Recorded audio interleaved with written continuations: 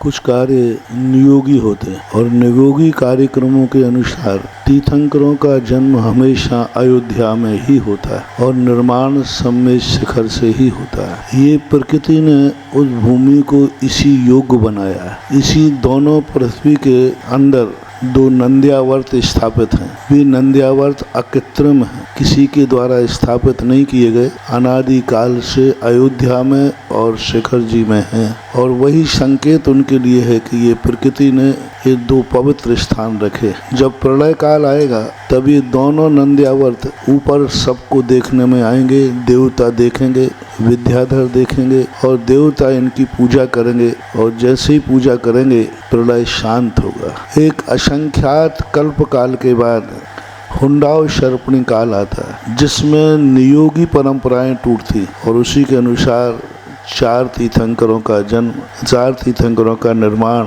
अन्यत्र स्थानों से हुआ। गिरनार, चंपापुर, पावापुर, कैलाश आदि। जन्म के संबंध में भी बहुत सारे तीर्थंकरों का जन्म अन्यत्र हुए, जैसे कंपला जी से विमलनाथ जी भगवान का, बहुत सारे भगवानों का बनारस से हुआ। तो ये सब हुंडाव शर्पणी देन के कारण है। तो इसमें तीर्थंकरों के जन्म के संबंध में पुण्य और पाप का विकल्प नहीं चलेगा, नियोग चलेगा। लेकिन हुंडाव शर्पणी में जो व्यवस्थाएं हुई ये पुण्य और पाप के कारण हुई। उत्तर प्रदेश सदा इस प्रकार की भूमि रही है कि यहाँ की उसी प्रकार की पवित्रता। और सबसे बड़ा है वास्तु का सबसे बड़ा दोष दक्षिण भारत में बना हुआ है। दक्षिण भारत की स्थिति कभी भी समृद्ध नहीं हो पाएगी। नेचुरल प्रकृति ने वहाँ के वातावरण को, वहाँ की भौगोलिक स्थिति इस प्रकार की बनाई है कि वह पूर्णतः उत्कृष्ट समृद्धि को कभी दक्षिण भारत प्राप्त नहीं कर पाएगा।